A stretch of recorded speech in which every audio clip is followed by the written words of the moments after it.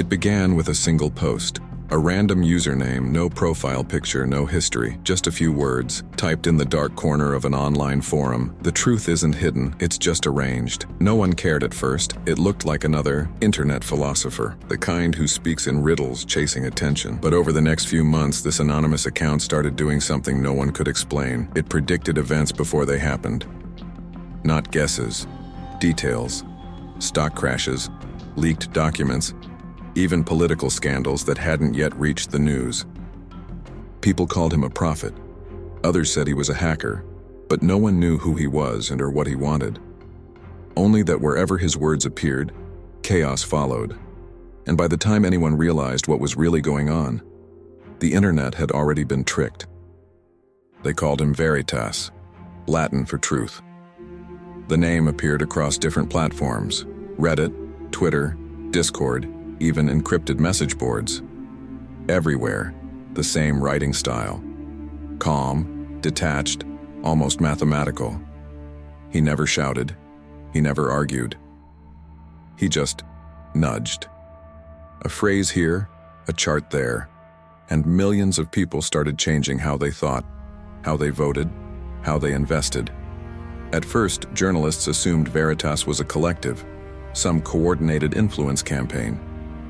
But cybersecurity experts found something strange. Each message, no matter where it appeared, originated from the same server cluster, in a small town in Finland. One IP address. One man. His posts began to attract attention from everyone: hedge funds, intelligence agencies, even conspiracy groups. Because Veritas wasn't just spreading rumors, he was shaping reality. In 2019, he posted a prediction. A virus will end globalization, but not in the way you think. 3 months later, the world shut down, and suddenly, Veritas wasn't a ghost anymore. He was a god.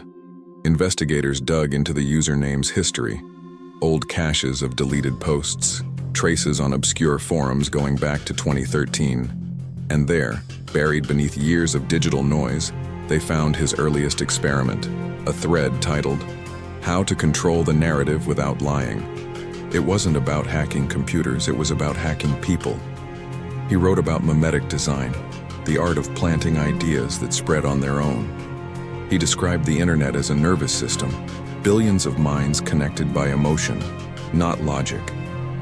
And he claimed anyone who understood those emotions could steer the collective mind of the web, just by pushing the right buttons.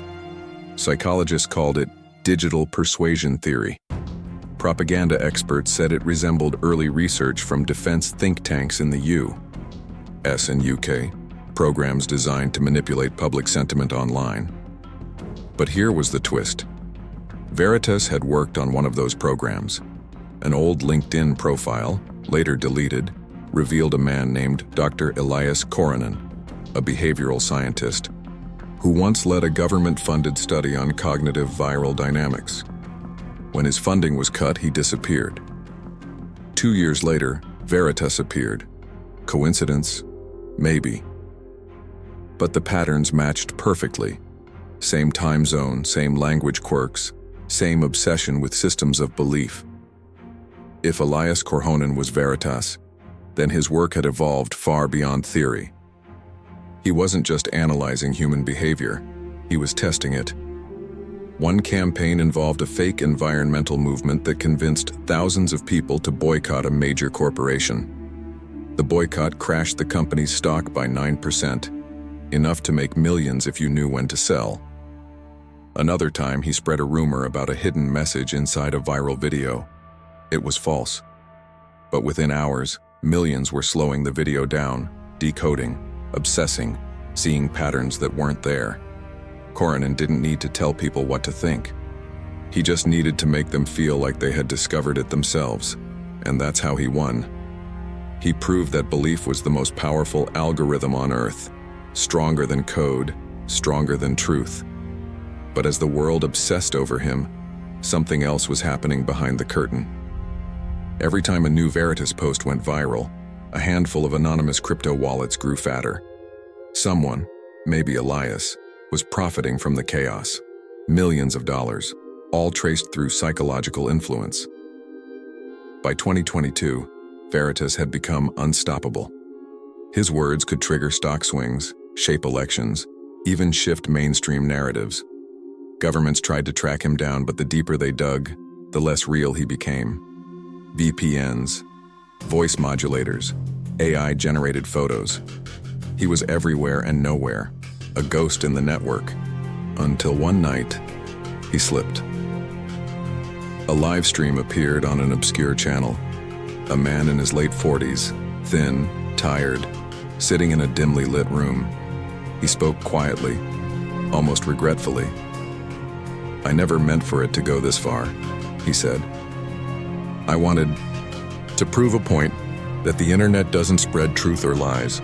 It spreads emotion, and I wanted to see how far emotion could go before it broke." He ended the stream by saying he would disappear again, and he did. The IP that had posted Veritas's last message was traced back to a cabin near Oulu, Finland. When authorities arrived, it was empty. Inside, dozens of hard drives wiped clean and a note. "The experiment is complete. You were the subject. In the years since, no one's proven who Veritas really was. Some believe he was Elias Korhonen. Others think he was a team of disinformation researchers testing mass psychology. And some, the truest believers, say Veritas is still online, operating under new names, continuing the experiment. But maybe the real story isn't about who he was. It's about us. Because if one person could bend the truth just by understanding what we wanted to believe, what does that say about the world we've built? A world where emotion travels faster than fact, and outrage feels more real than reality. Maybe Veritas didn't trick the internet. Maybe he simply held up a mirror and showed us how easily we trick ourselves.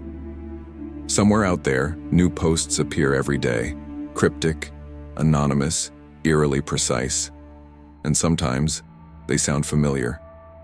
You scroll past them without thinking. You like, share, comment, and the system learns a little more about what moves you. Maybe that's the real genius of the man who tricked the internet. He didn't need to hack the web, he just hacked human nature.